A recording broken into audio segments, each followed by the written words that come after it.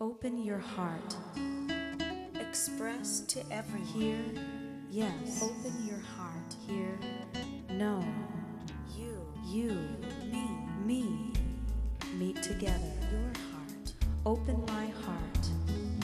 Open your heart. Same feelings. Walk together.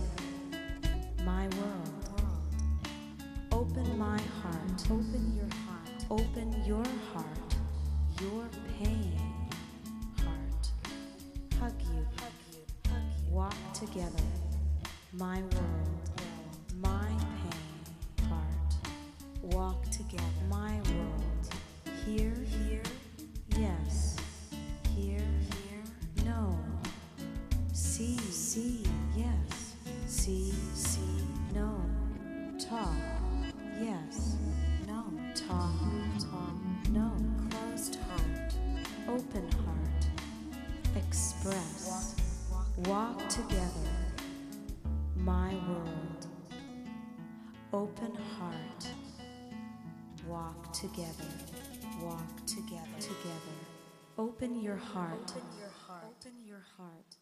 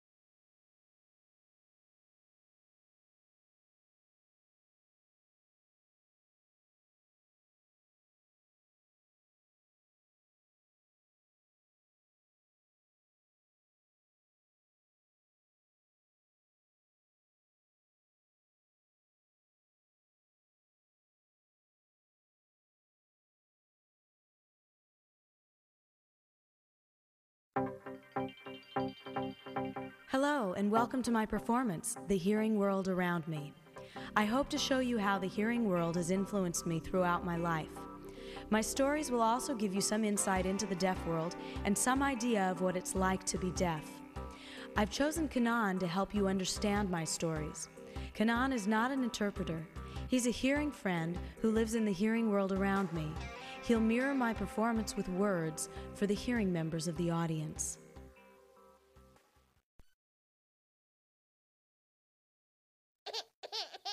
I was born hearing. When I was 7 months old, I came down with meningitis. When I recovered, I was deaf. My mother cried and cried. She didn't know what to do. She didn't know how to take care of a deaf baby.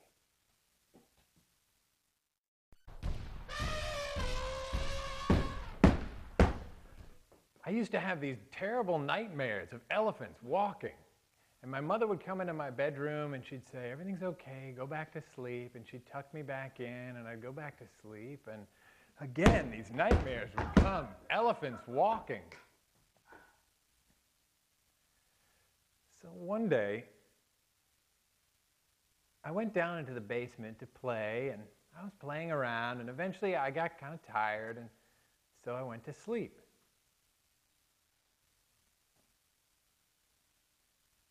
And my mother came downstairs, and she noticed that I wasn't having any nightmares.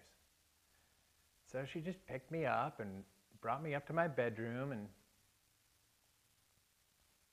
she tucked me in, and I slept.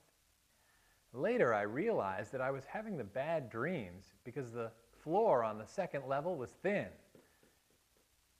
And the vibrations in the floor were my parents walking by in front of my bedroom. Downstairs, the floor was thick, and so I couldn't feel my parents. Those were the elephants walking in my dreams.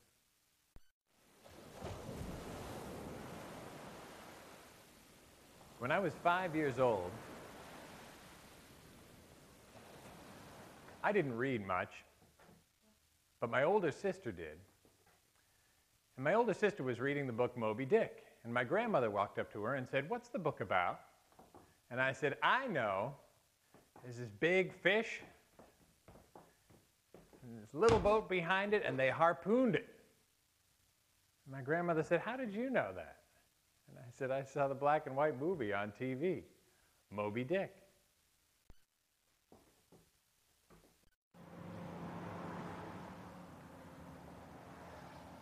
When I was young, I had to ride my bike in the driveway. My parents wouldn't let me ride out in the street. My older hearing sister could ride out in the street, but I had to stay in the driveway. My parents said, "You're too young and you're deaf and you could get into trouble." So I just rode around in the driveway.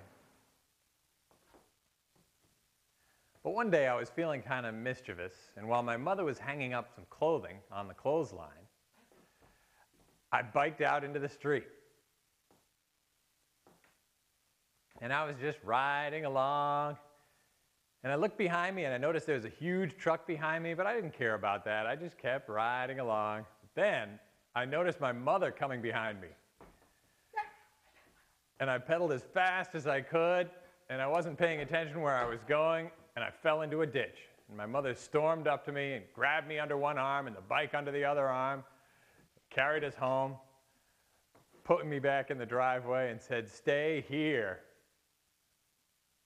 And there I stayed, just riding my bike around in circles in the driveway. And all I could do was wave at the cars going by.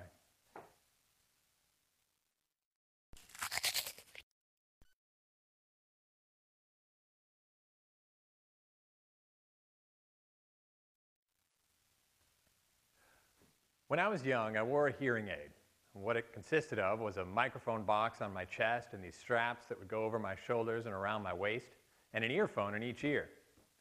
So one day I was waiting at the bus stop with a friend of mine, and he asked me, "What's that?" And I said, "That? Oh, let me show you." So I grabbed the earphones out of my ears and put them in his ears and said, "Hello," and he jumped back. And he realized, oh, that's what a hearing aid is. It helps you hear better. Another time at the bus stop, I was waiting and I was getting bored. And so I pulled my earphones out and I was just swinging them around like they were pom-poms. Well, eventually my mother saw me from the house and she stormed out to the bus stop and jammed them back in my ears and said, "Keep those in there." And I said, "Get out of here."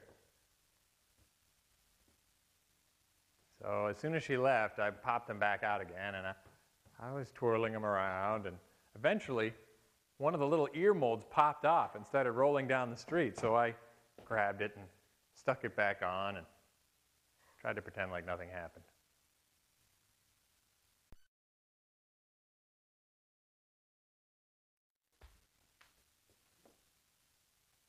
One day, my father and I, we were having a big argument, and so I went to my room and I slammed the door and locked it.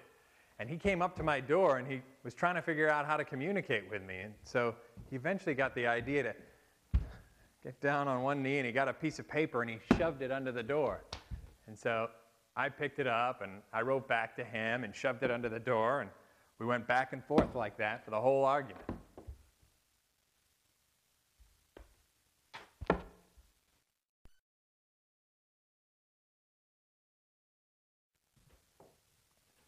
When I was in 4th grade, I was moved from the oral program to the total communication program at school. This is the story of why. I used to sit in class with all the hard of hearing kids. Of course, I couldn't hear. But I used to sit in the front row so that I could lip read the teacher. So one day, the teacher came in wearing a microphone. And I was lip reading her okay. And eventually, she turned around and faced the blackboard and continued talking.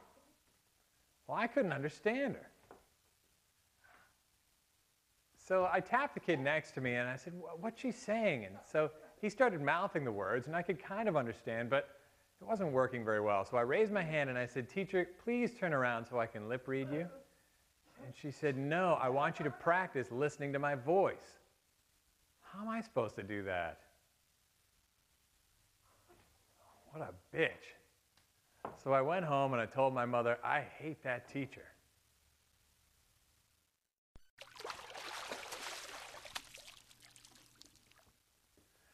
I used to participate in these swimming races, and there we'd be all lined up at one end of the pool, and the way the coach would let us know to start is he'd fire a gun and drop his hand at the same time, and I'd jump in and start swimming. Well, one time it was a false start, but we hadn't worked that out yet, and that was 2 shots of the gun. And so he fired it twice, and I kept swimming, and everybody was screaming, "Stop, stop," and I just kept going. So he ran to the other end of the pool, and he cut the flag string, and when it fell in the water, and it hit me in the head, I realized something was wrong. And he said, "It was a false start. It was a false start. Come back to the start line." So I swam all the way back and got ready. Oh.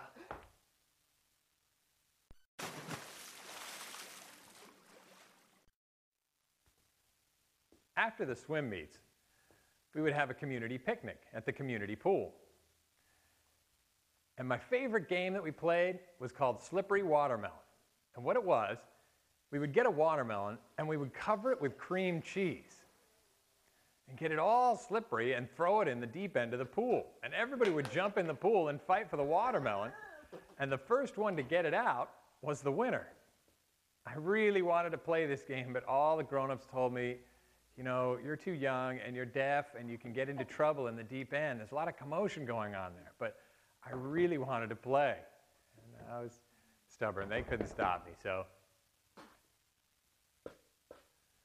I just ignored them. And I jumped in. But there was a lot of commotion going on, and I almost drowned. So I got out of the pool, and I got a better idea.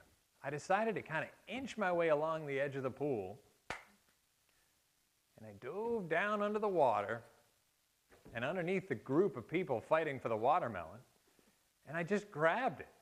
And I pulled it down under the group, got all the way to the edge of the pool, and climbed out on the ladder and screamed, "Dad!" My dad came up with this guilty look on his face, and I gave him the watermelon and said, "I won."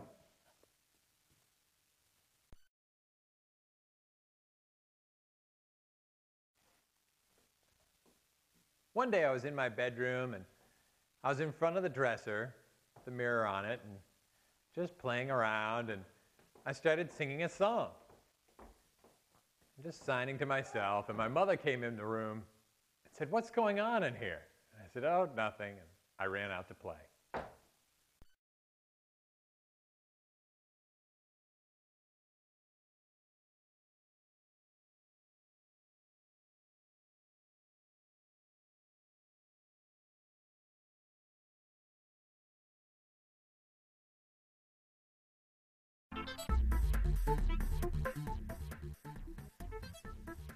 When I was little, my parents could see that I was walking funny.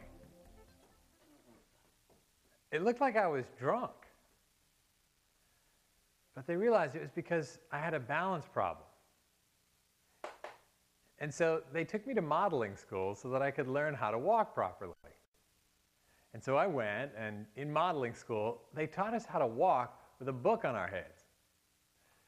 And I really liked that. And ever since then, I've been involved in modeling.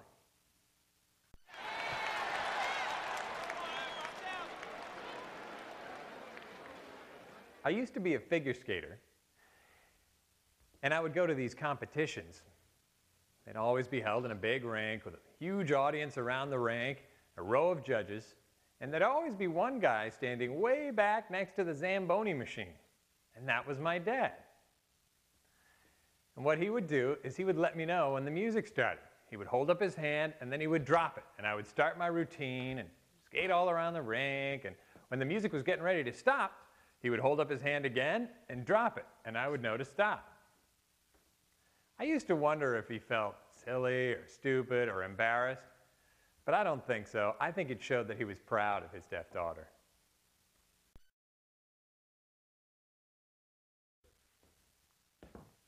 I grew up and got a little prettier, and I went out on a date. After the date, this guy was really polite, and he asked me if I wanted to make out. I didn't know what that meant. I said, "I don't know." And so he said, "Don't worry about it," and he gave me a kiss on the cheek and went away. But later, I was still really curious. What does make out mean? I was thinking about it, and I got an idea to ask this good friend of mine in high school. So I went up to him and I said, "I want to tell you something." And so I wrote him a note that said, "What does make out mean?" And he took the note, and he was kind of surprised at first.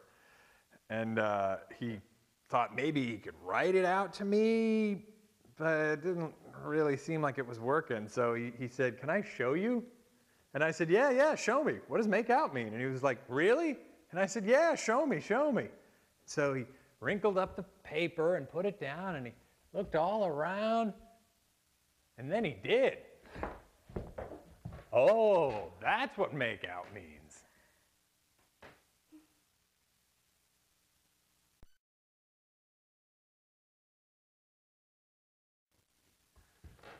I was in my high school cafeteria one day, and there was this hearing guy, and he was flirting with me and trying to get my attention, but I wasn't so into him, so I just ignored him. And eventually we were in the checkout line getting our food, and he tapped me on the shoulder, and he said, "I love food."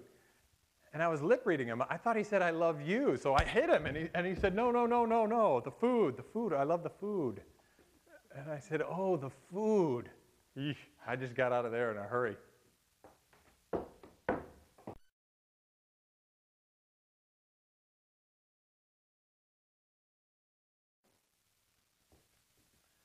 In high school, I used to participate in these drama rehearsals after school, and I had a really good friend in the rehearsals with me. She loved to tease me, but she kind of served as a sort of an interpreter. And one day, this hearing guy came into the rehearsals, and he was asking her to teach him some sign language. And then he came up to me, and we were chatting away, and at the end of the conversation, he signed, "Nice to have intercourse with you." And I said, No, that's not right. I knew my friend had taught him that.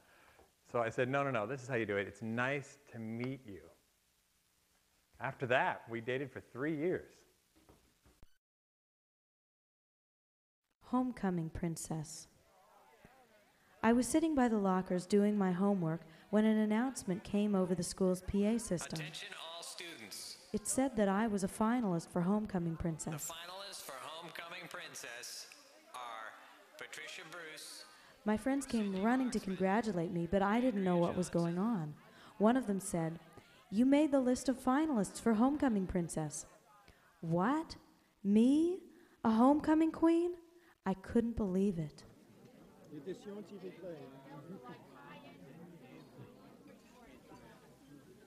In my senior year of high school,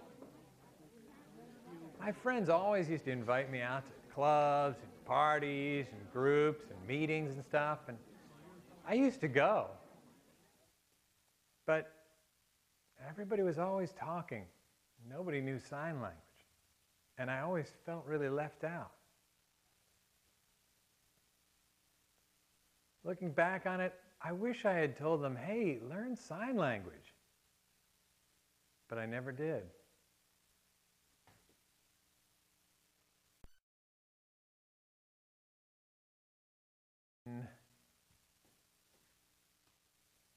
I graduated high school and I enrolled at the National Technical Institute for the Deaf in Rochester, New York. So one day I was in a bar. I introduced myself to a guy as Patricia.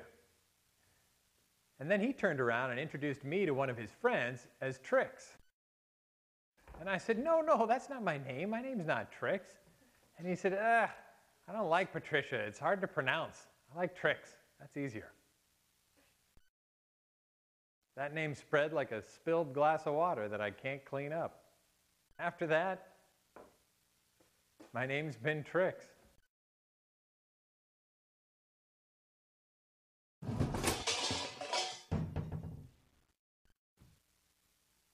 In college, I lived in the dorms, and we all just made a lot of noise, It didn't matter. It was a deaf environment. Well, I used to go home to visit my family on Thanksgiving break and Christmas break and spring break. And, one time, I went home, and I was kind of hungry one night, and it was pretty late. So I went into the kitchen, and I was making something, but I was, slamming the cupboards and pots and pans and making a lot of noise. And eventually my mother came in and she said, "Hey, shh." Oh, I had totally forgotten. It's a hearing environment at home. I had to be careful about that.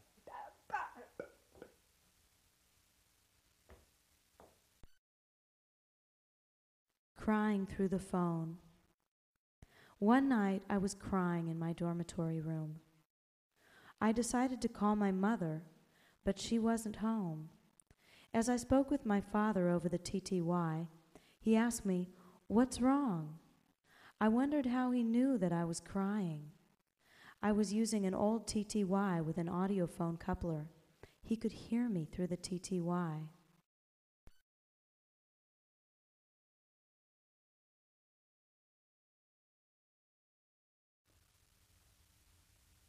I graduated the National Technical Institute for the Deaf and enrolled at RIT in Rochester, New York. There were these huge classes full of hearing people, and I was usually the only deaf person, and I would sit there with my interpreter. One day, the teacher gave out a group assignment. We had to have these discussions together, and I was really uncomfortable with that. Communicating with hearing people, and it was just weird. So I went up to the teacher and I said, "Do you mind giving me the email addresses of everybody in my group?" And he said, "Fine." And so he gave them to me, and I went back to the dorm and I emailed everybody. And I said, "Do you mind having the discussions online? Why don't we do that?" And they wondered why, but they went ahead and did it anyway. And so we had to discuss the responsibilities. One person had to do research, one person had to go to the library, one person had to do interviews, and one person had to type the paper. I loved the library work, so I went and did the work, and as we were working on the project, they were sending me emails and inviting me out to go to parties or restaurants and stuff like that. But I just said no. Eventually, we finished the paper and we got an A. Well, about a week later, the whole group went up to the teacher and they said, "Who's Patricia Bruce?" And he pointed at me. And I was like, "Hi." The whole time, they didn't realize I was deaf.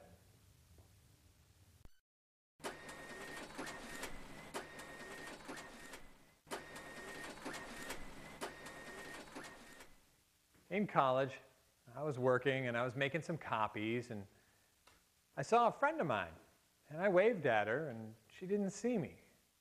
So I waved at her some more, and she still didn't see me. I kept waving bigger and bigger to get her attention, and she still didn't see me, and everybody was looking at me. So I finished what I was doing and got my stuff and went up to her and said, "Hey, I was trying to get your attention over there. Did you see me?" And she said, "Oh no, I'm sorry, I have Usher's syndrome." Oh, it was then that I realized what Usher's syndrome was. It's a genetic condition that causes a simultaneous loss of peripheral vision and hearing. Oh.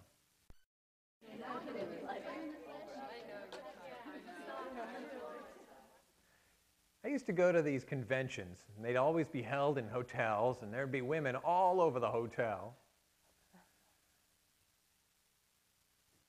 One time I had to go to the bathroom, so I went to the bathroom, and I came out, and I noticed that these women were all looking at me. I couldn't figure out what was wrong, but I noticed more and more women were looking at me, and so, I don't know, I thought, maybe while I was in the bathroom, I spilled some water on my clothes, and so I looked myself over, and I didn't see anything, and I thought, well, maybe there was a hole in my dress. So I checked myself out, and I didn't see anything. And then I thought, I don't know. I mean, maybe it's like my period or something. So I was looking around for a stain. I couldn't find anything. And so I kept walking, but more and more women were staring at me. And so I thought, well, maybe I'm walking too loudly. And so I tiptoed over. I saw my boss in the corner, and I tiptoed over to her, and I sat down, and she said, there's something coming out of your pocket. It's making noise. And it was my hearing aid. It was feeding back, and my dress was screaming. So I shut it off and put it away, and the women looked away.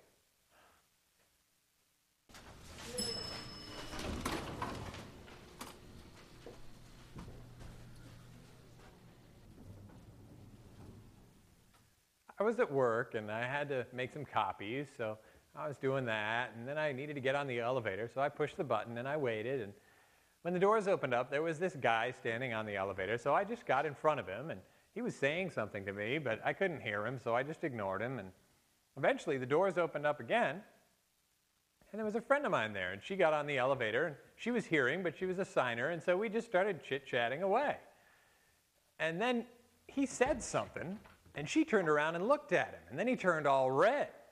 And I said, "What's going on over there?" And she said, "You know what he just said? He just said, 'I didn't know these hot chicks were deaf.' Yeah, I think he's really been flirting with you." And I said, "Really?"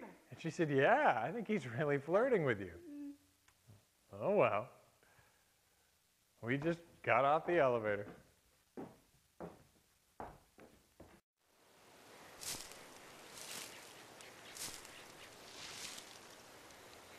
It was a beautiful fall day, and a boyfriend of mine and I, we were just strolling through the woods, and there were these dry brown leaves everywhere, and we were just out for a walk.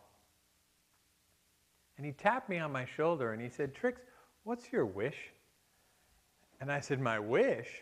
I don't know. I mean, we were dating, and he was supposed to be a really good singer, so I said, "I know what my wish is. I wish I could hear your voice." And he got kind of serious, and he thought about that. And he said, I can't help you hear my voice." And I said, I know. And he said, "Oh, wait a minute. And he grabbed my hands, and he opened them up, and he got down on his knees, and he picked up a few leaves and put them in my hands. He got a few more, and put them in my hands, and then he closed my hands on the leaves, and I could feel them crumbling. And he said, "That's what sound feels like."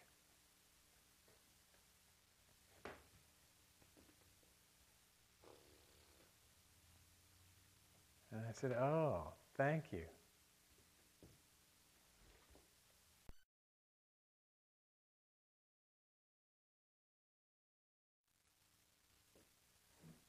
Growing up, I used to use an alarm clock that had a flashing light on it to wake me up. And so one time I went over to a friend's house for a sleepover. And she said I could sleep in the bed. So I said, right on. And I got in bed and went to sleep. And I had a great night's sleep. But then the whole bed started shaking in the morning.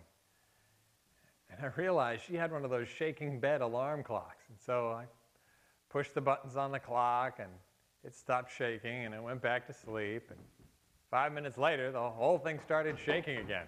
And so I grabbed the clock and I pushed all the buttons and I couldn't really get it to stop. So eventually I just figured it out to unplug it. Went back to sleep.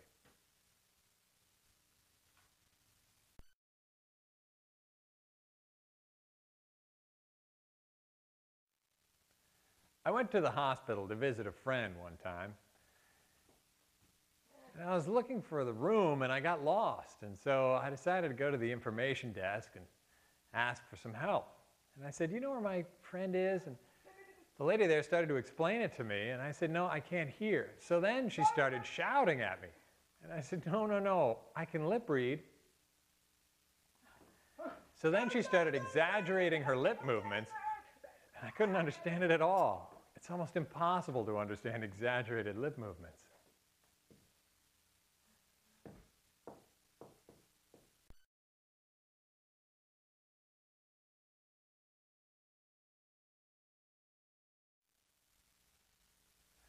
I got a job working for Kodak, processing film using a computer.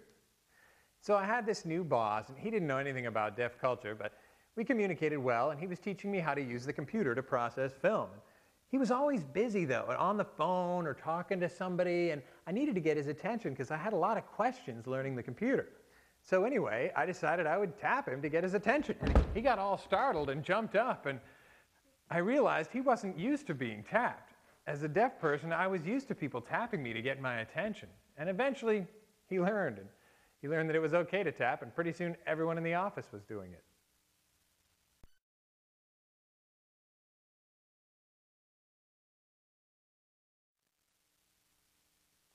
I continued working for Kodak, but my English comprehension and reading skills were kind of sketchy. But my boss knew my character and personality well enough to know that I did a good job. So here's an example of something that happened once. I went to my boss to get an assignment, and he gave me a piece of paper that said, please turn around ASAP. And so, that's what I did. I turned around. And he said, no, I didn't want you to do that. And then I realized, oh, turnaround time. That's the amount of time it takes to get a job done. That's just an example of the kind of misunderstandings that can happen through a language barrier.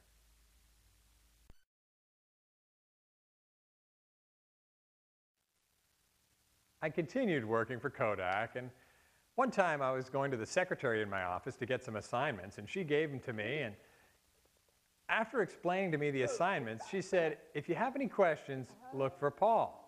Well, I was lip reading her, and I thought she said ball, so I was looking around for a ball, and she said, no, not a ball. It's Paul. He's the guy with the, with the bald head and the glasses. And I said, oh, Paul.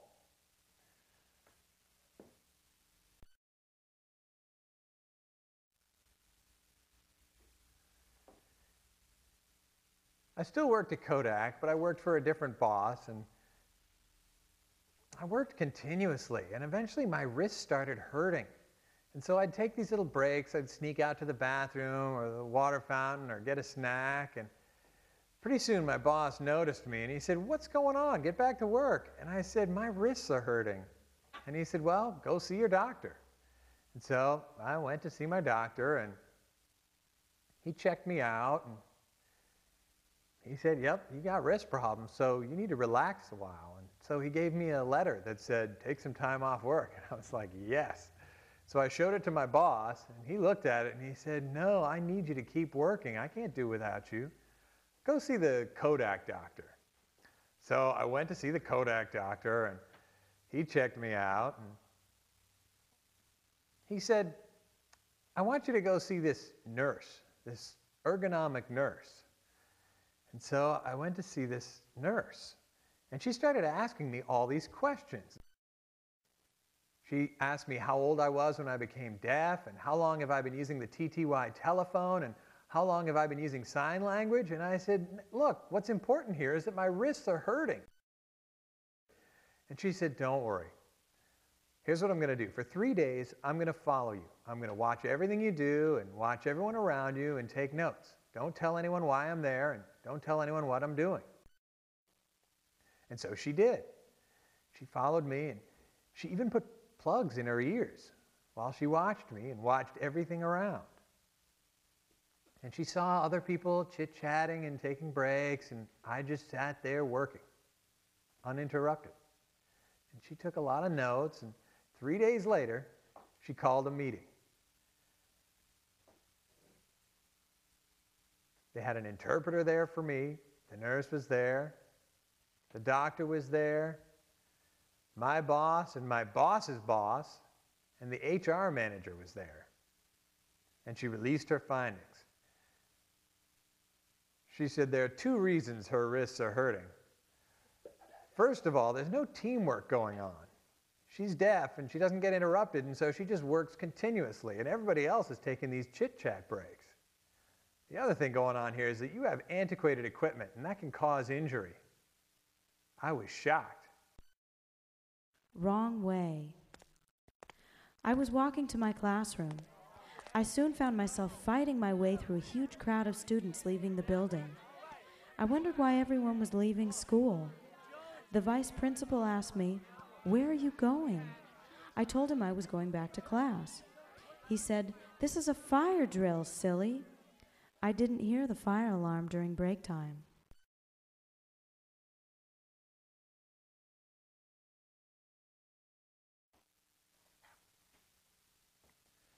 I use a relay operator to make phone calls, and what that is I use a TTY telephone with a keyboard to type what I want to say, to make a call to a hearing relay operator who has a keyboard as well and a screen. And I type what I want to say, and the relay operator calls the hearing person and says it. And then they listen to the answer and they type back what's said. So every time I used to call the doctor, the person would answer the phone and I would say, "Hey, I'd like to," and they would hang up. It's kind of weird the first time you get a call from a relay operator, and so it would happen again and again. I would call again and I'd say, "Hello, I'd like to make an," and then they would just hang up. Oh, that's so frustrating.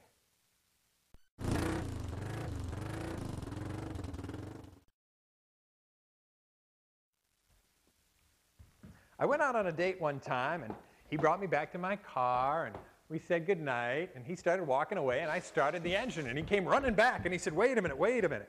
And he looked under the car, and he stood up, and he said, "You don't have any muffler." And then he started laughing and laughing and laughing and laughing. I didn't think that was so funny.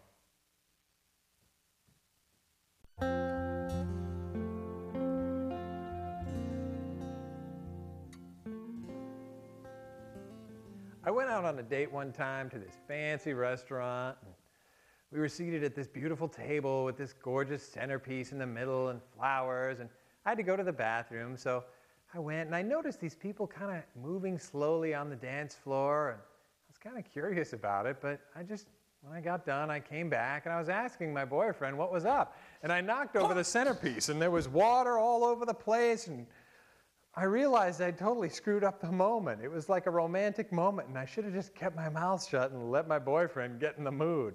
But I screwed it up.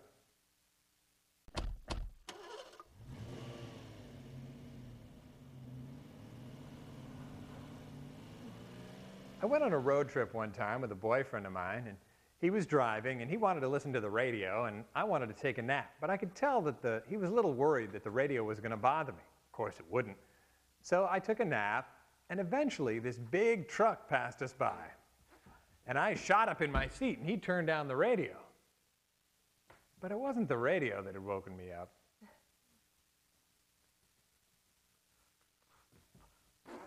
It was the wind from the truck passing by.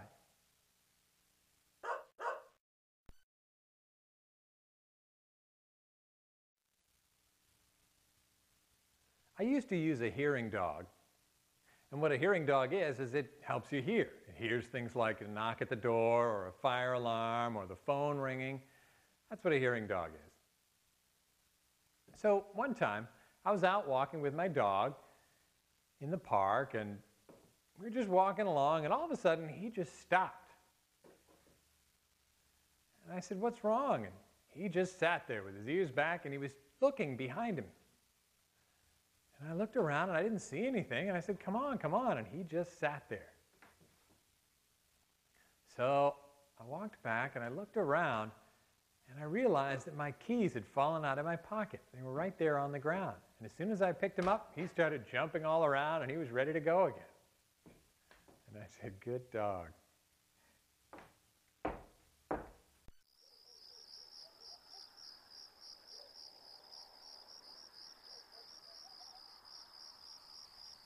It was 3 in the morning when my hearing dog started poking me in the leg. And I was saying, get away from me, get away from me. And he kept poking me, and his little wet nose kept coming up underneath the covers and poking me. So I tucked the covers down around me and pushed him away from the bed and went back to sleep, and he kept coming. And pretty soon, he grabbed my arm and he pulled me out of bed.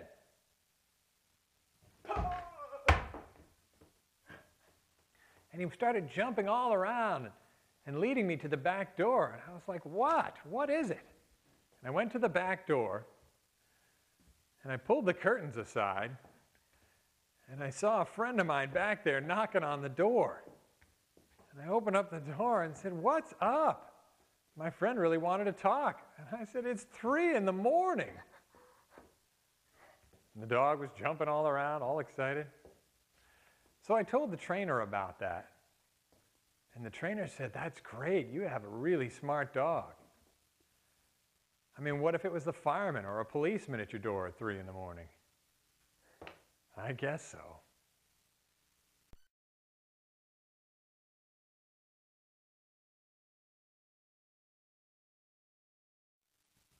Trust is such an important part of communication. I had this hearing boyfriend one time, and he was on the phone saying, hey, baby, how's it going? And when I asked him who he was talking to, he said, it's my boss. It's my boss. Yeah, yeah. But he never laughed when he talked to his boss. And he was talking to some girl saying, don't worry about it. That's my deaf girlfriend. She can't hear a damn thing I'm saying. She talks weird and all that. I think we're going to break up soon, you know? It's so hard to know what's being said when you can't hear. You always wonder if people are talking about you behind your back.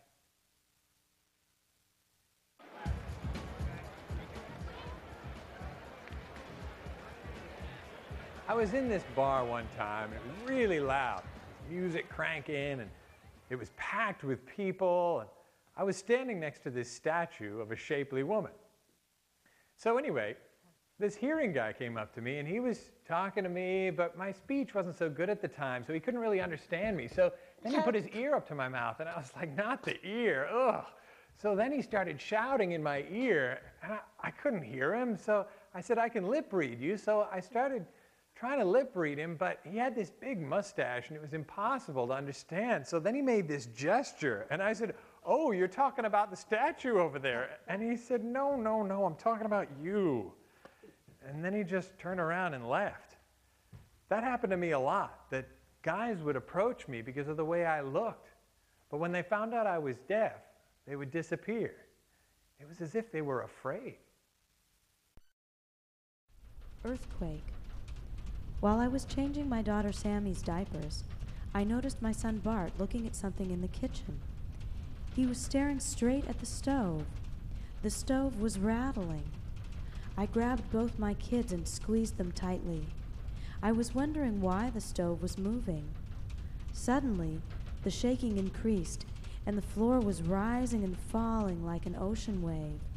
I just held my children and waited. When the tremors stopped, I ran out into the street.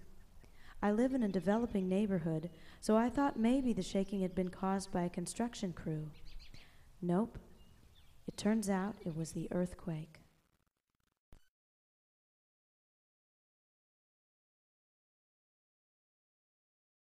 One time, a hearing interpreter asked me if I would interpret a performance. It was a hearing guy speaking a story into a microphone. The hearing interpreter sat in the audience, and she signed the story to me, and I would repeat it to the audience. After the show, all these deaf people came up to me and they were asking me for my business card. And I said, no, no, no, I'm not an interpreter. I did it by watching the hearing interpreter in the audience, and I was just repeating it, adding color. And still more people came up to me. These people were hearing people, and they wanted to know which interpreter school I had gone to. And I said, no, I didn't go to interpreter school. I'm deaf. I'm not an interpreter. I train interpreters, but I'm not an interpreter. I guess that's a new thing for the 21st century, a deaf interpreter.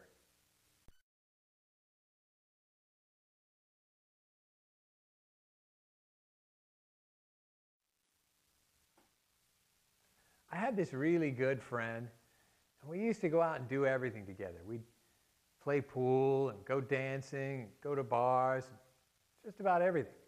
But we didn't date because we had different lives and we lived in different places.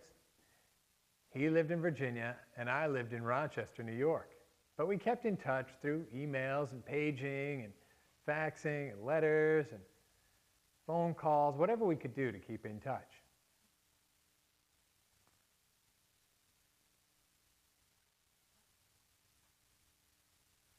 So one time, he came over to my house, and we had this interesting conversation. Deaf women were all over this guy, but he spent all his time looking for the perfect hearing woman. And I said, why? And he said, well, first of all, hearing women have good jobs, and they're pretty, and they're smart. And I said, oh, really? Well, what's wrong with deaf women? And he said, well, deaf women, their jobs aren't as good, they're not so pretty, and they don't have much common sense. Oh, really? We had that conversation a lot. So one time, I decided to surprise him with a visit. I went to his office, and I asked his boss, hey, where's my friend? And he said, you better go talk to his roommate. So I went to see his roommate. And his roommate said, your friend died. I said, no. And he said, yeah, he died. And we spent a long time looking for a deaf woman with red hair and green eyes to speak at the funeral. Because for a long time he had told me that he was in love with a deaf woman with red hair and green eyes. I never knew that. It broke my heart.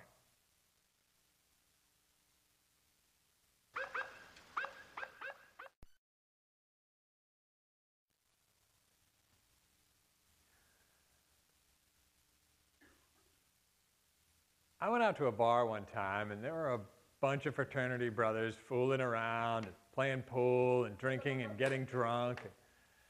I wasn't in the mood to drink, so I just had fun watching them. And eventually it got late and it was time to go. And so I said, give me the keys and I'm going to drive us home because you guys are all drunk. So we all got in the car, and there was one guy next to me and there were three guys in the back.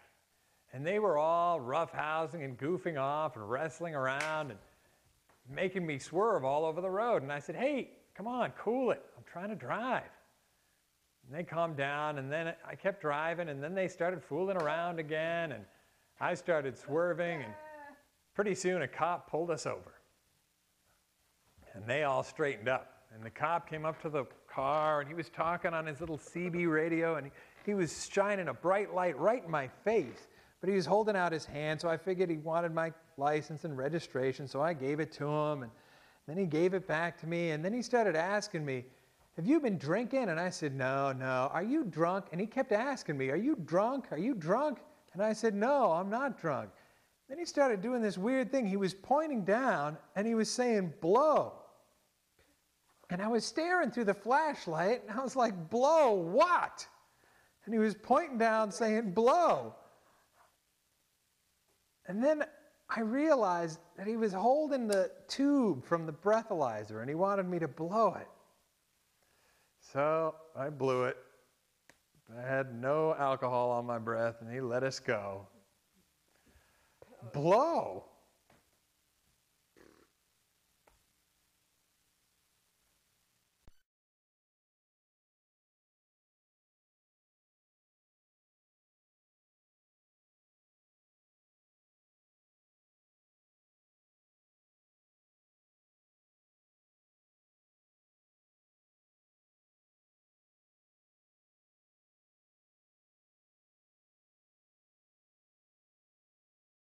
to be held. When I feel down, I like to be held. Most hearing people only speak words of encouragement, affirmation, or consolation, but they are only words. Sometimes I shut down for a moment, whether it's because of tough times, the challenge of communicating with hearing people, life's problems, or for no reason at all. The pain can hide deep down inside. At times like these, I love it when someone gives me a hug. A hug is the best therapy I know. It doesn't matter if they are deaf or hearing. Love is a universal language.